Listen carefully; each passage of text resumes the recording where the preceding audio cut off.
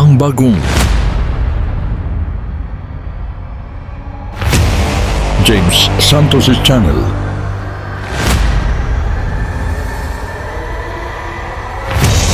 Bagong tema, bagong boses, may komentaryo ng Iglesia ni Cristo.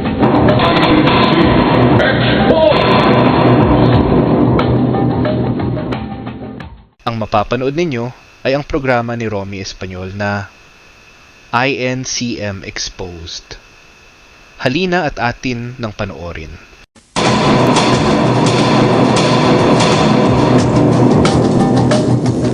Walang takot sa pagbubugga ng mga katiwalian sa Iglesia ni Cristo ni Manana. Makatotohanan ang paglalahad ng mga maling aral ng relihiyong ito. Mga aral sa loob ng Iglesia ni Cristo ni Manalo na wala sa Biblia, manapa laban sa Biblia. Na sila lang ang may karapatan, sila lang ang may karapatang manalangin, humingi at bigyan. Yan ay isang malaking kasinungalingan. Mahal namin kayo, hindi lang ninyo kami naunawa. Humanda kayo! INCM Exposed! Magandang gabi pong muli mga kababayan at ang ipaglilingkod po namin sa bahaging ito ng pagtalakay po mga kababayan at lalo na kayong mga nasa loob ng Iglesia ni Cristo, makinig po kayong mabuti, huwag po sana kayong magalit. Lahat po ng kaparaanan ginagawa namin para kayo po'y mamulat sa katotohanan na panahon na para yakapin natin sama-sama kung alin ang totoo. Sa pagkakataong ito, hinihikayat po namin kayo, lalo na kayong mga ministro, sana'y harapin natin ang katotohanan. Nasa loob ng iglesyang yan na dating kinabibilangan ko, at dyaninaryan pa naman kayo, alam naman ninyong hindi naman yan totoo eh. At kung meron mang mga ginagawa dyan, ng mga iba't ibang uri ng paglilingkod, nakikita natin halos. Ang lahat ay nasa uring kapaimbabawan.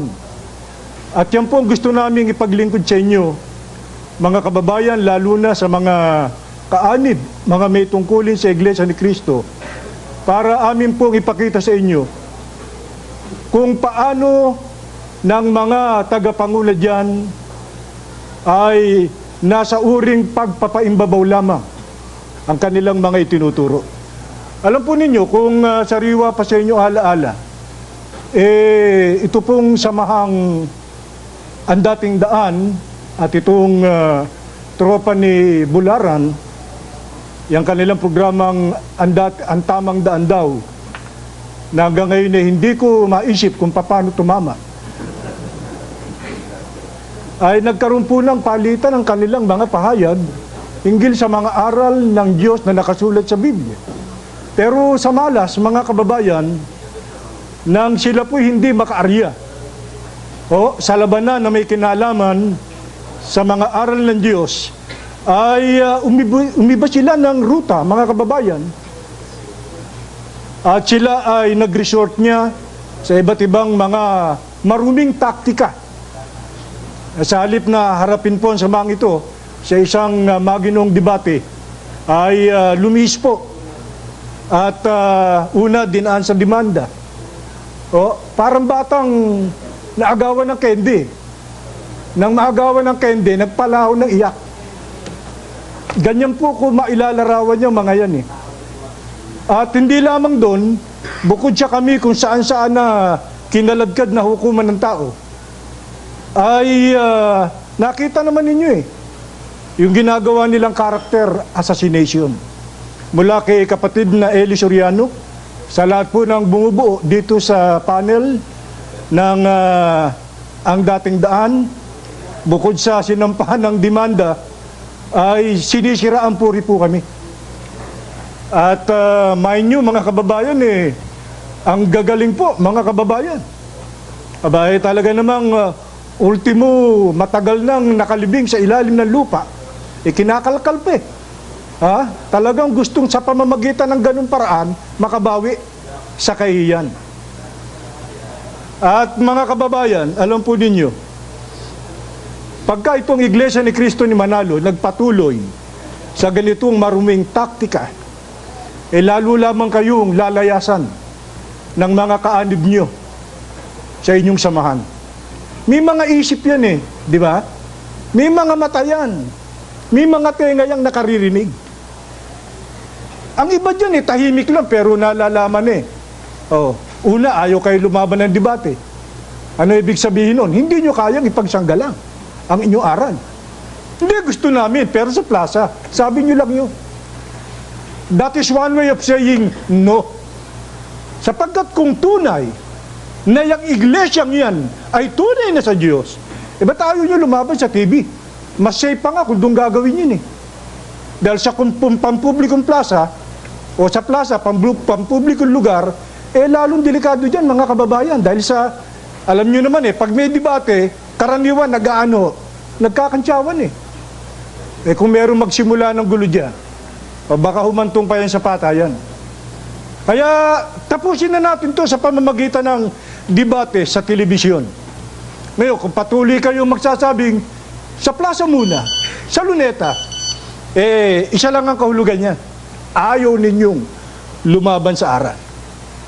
Ngayon, patutunayan po namin, ito'y pahapyaw lamang, mga kababayan at mga kaanib, sa Iglesia ni Cristo, kung bakit ang mga yan ay patuloy na naninirang puri sa amin. Pati mga mahal sa buhay namin ay inuobligang magsalita laban sa amin sa layuning sirain kami at sa layuning pasamain po kami. Alam po ba ninyo, mga kababayan, na yung Iglesia ni Cristo ni Manalo ay nagkukulungang sila'y mga banal, mga taong di umano'y sumusunod sa aral ni Cristo, kaya ganun na lang makahatol sa kapwa Ganun na lang sila kung makapuna. Kaya tingnan po ninyo, pag-aaralan po natin itong kapaimbabawang ito ng Iglesia ni Cristo ni Manalo. Mga kababayan, makinig kayong mabuti, lalo na kayong mga kaanib sa Iglesia ni Cristo.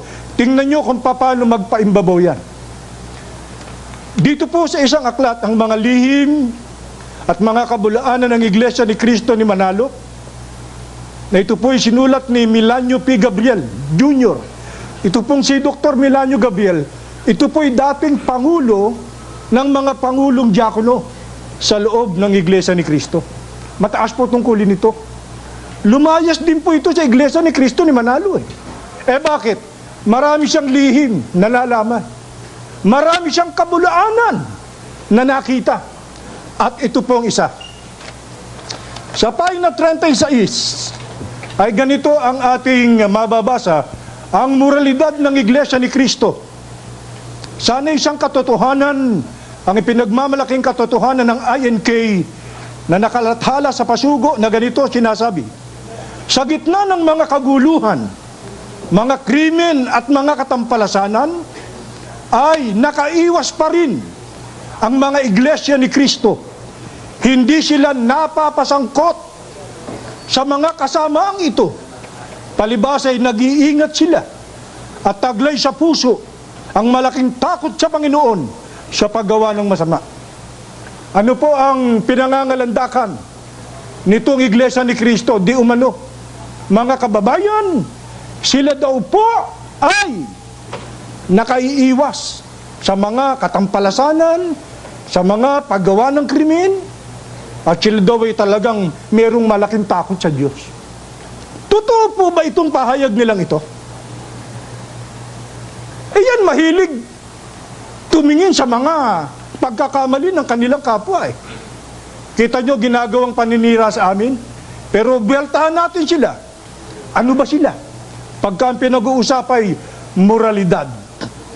Pansinin nyo, sa pahina 37, numero 3, ito ang nakasulat.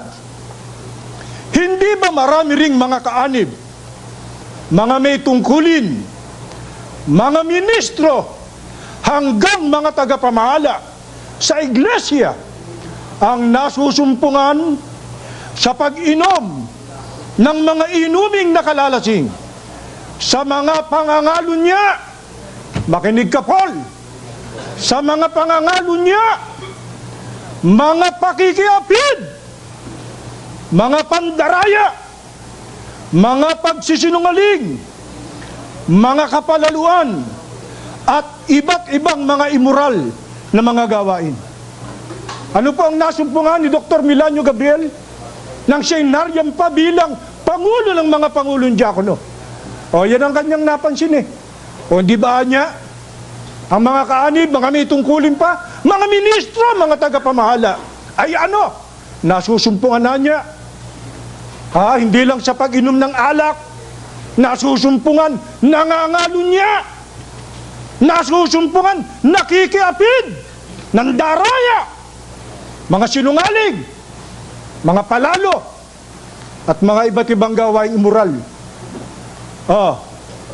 Ano masasabi mo rito? Tuko! Kung kami iyong lapastanganin at siraan, ganun na lamang. Eto mabuti itong si Dr. Milanio Gabriel kabilang dun sa may lakas ng loob para ihayag ang mga kabulukan na nagaganap diyan sa loob ng Iglesia ni Cristo ni Malalo. Yan ang sinasabi ko, Puli. Nakita mo yung butas ng karayom, hindi mo nakita yung butas ng ano? Palakol. Si Rosita Trillanes, pag-usapan nga natin sandali. O di ba may sinasabi yun? Ano? Yung gumasa sa kanya ay pinagsamantalahan bukod sa kanya ilan? 30. Nakita mo yung paisa-isa? Yung 30, hindi mo nakita tuko? Yun na may simple lang mga kababayan Nakita mo yung malayo, hindi mo nakita yung malapit. Puro kayo kapaimbabawan. Samantalang harapin niyo ang katotohanan na ang moralidad sa samahang yan. Galing po ako dyan. At hindi ko ikinahihiya nung araw, kabilang ako sa mga taong immoral. Kaya nga nabulok Salamat na lamang sa awa ng Diyos, sa pangunguna ni kapatid na Soriano, na bago po ang aming mga buhay.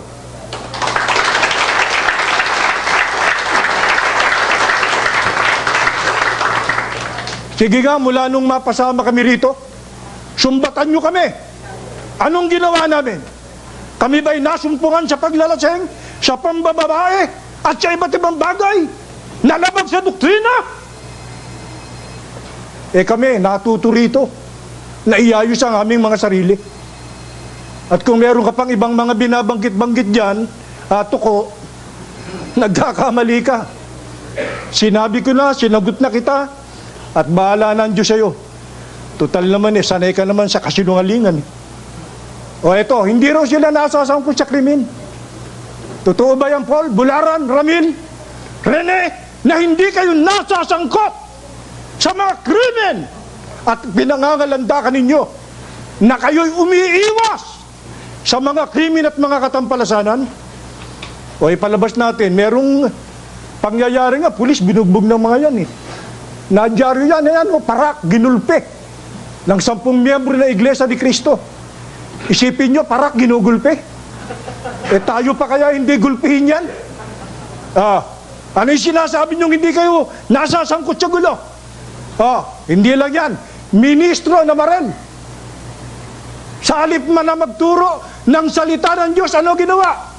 Na Marel, hindi raw nasasangkot sa kaguluhan.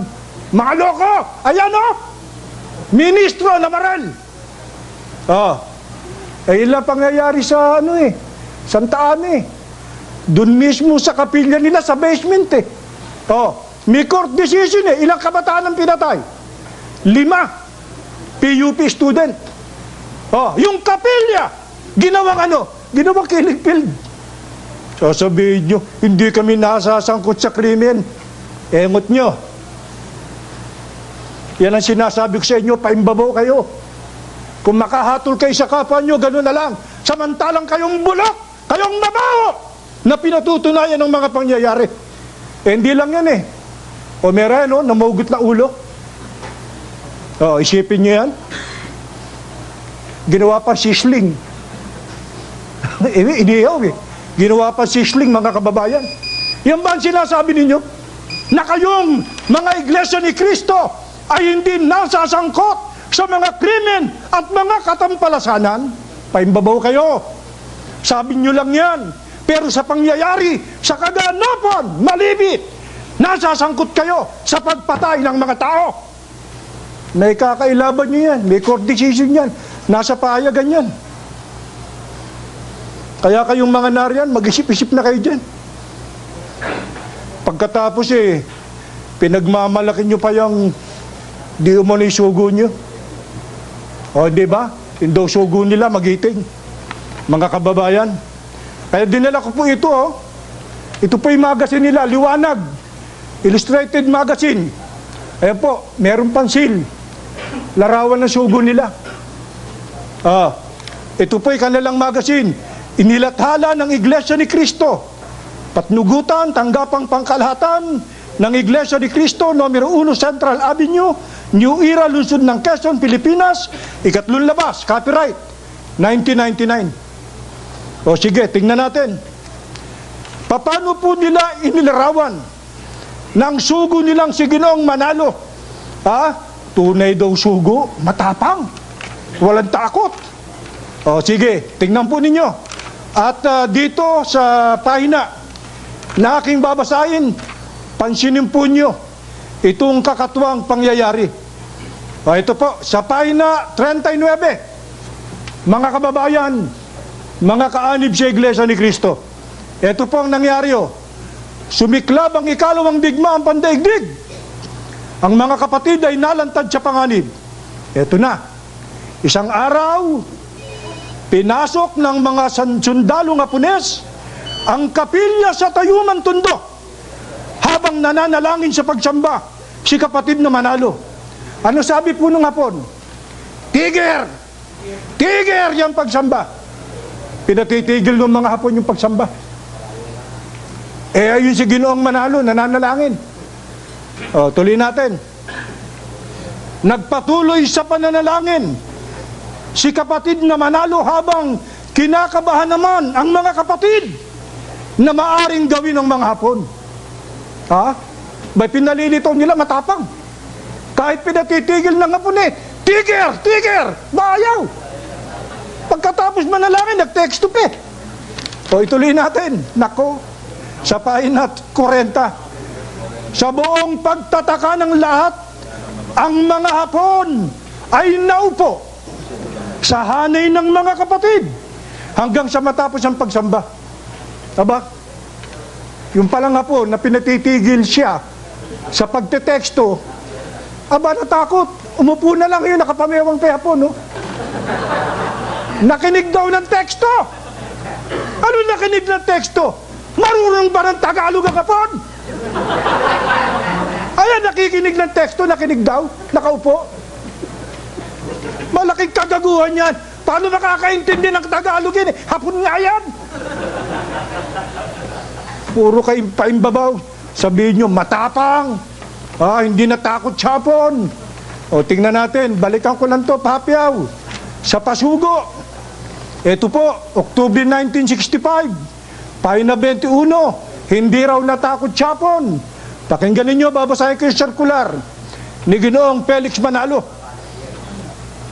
42 Broadway, Quezon City, June 29, 1942. Mga pinakamamahal na mga kapatid, sa kasalukuyan, ang kapatid na Prudencio Vasquez, ang namamahala sa iglesia. Ito ang gusto ng Hapon. Tayo'y sumunod. Sa comics nilang tapang Kahit sinasabi nung Hapon, Tiger! Tiger! Ay tumigir. Nakinig pa rin Hapon pagdating dito sa circular ni Ginoong Manalo tayo anya'y sumunod sa sa Hapon. Kita nyo, yung kanyang tungkulin ibinigay kay Vasquez. Yun daw ang gusto ng Hapon. Yan bang matapang? Sumunod tayo sa Hapon. Kaya hindi Iglesia ni Cristo yan. Iglesia yan ng Hapon. Yung bang tunay ng mga sinugo? Kanino ba sumusunod yan? Sa hapon? O tingnan natin. Babasahin natin. Sinugo daw. Meron ba sinugong takot sa hapon? Eto. Ang mga tunay na sinugo.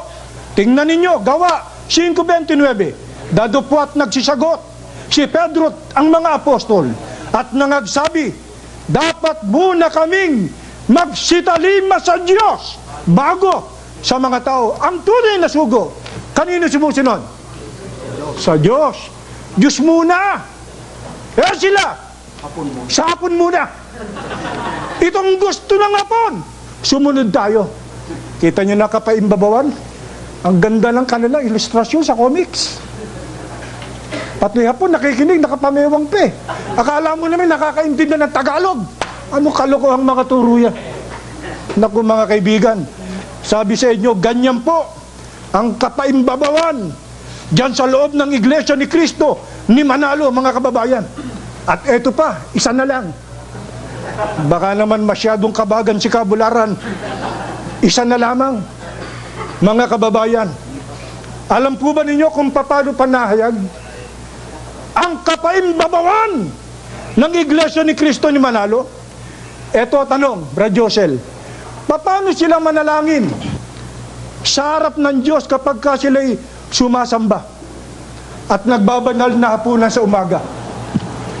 Yun lang tanong, nakakainis na no? Paano sila ay kangay nananalangin sa harap ng Diyos pagka sila'y sumasamba at nagbabanal na hapunan sa umaga? Si Mario Joseph, banal na hapunan umaga. O eto, sa pahina 25, paki-plus kung meron tayong shot dyan. Nang magsikip ang silid na yaon, dahil sa pagdami ng mga kaanib, inilipat ang pagsamba sa bahay ni kapatid na Atanasio Morte. Doon, isinagawa din ang unang banal na hapunan. Paano sila manalangin pagka sumasamba sa harap ng Diyos? Nakaano po? Nakatayo. Pansinin po ninyo. Pag sila'y nananalangin sa harap ng Diyos, nakatayo. Ayun. Pag sila naman nananalangin sa harap ni Manalo, lalo't may sakit, paano ba manalangin? Basahin natin. Tingnan natin. Tingnan nyo forma. Ayun. Yung pong nakahiga sa ilustrasyon, yung po si Ginoong Manalo. Ito ang kanilang panalangin. Dakilang Ama, pagalingin mo po ang aming kapatid. Bigyan ng iba yung lakas upang lalo kaming mapangunahan sa paglilingkod sa iyo. Sumasampalataya po kami na iyong igagawad ang aming pakiusap. Hinihiling po namin ito sa pangalan ng aming tagapagligtas na si Kristo Jesus. Ang sagot doon sa bandaron, Amen. Sagot sa banda rito, Amen. Ano po ang forma nila mga kababayan? Nang sila'y manalangin sa harap ng kanilang sugo. Anong pesto? Nakaluhod. Pero nang nangangasiwa ng pagsamba, nang tumatawag sa Diyos, nananalangin sa Diyos, nakaano po? Nakatayo. Pero pag sa harap ni Manalo, nakaluhod. Hindi ba yan ay malaking kapaimbabawan? Mga kababayan, pag sa Diyos nakaharap, nakatayo, pero pag nakaharap kay Manalo, nakaluhod. Ganyan ang pagpapaimbabaw ng Iglesia ni Cristo ni Manalo. Humanda kayo!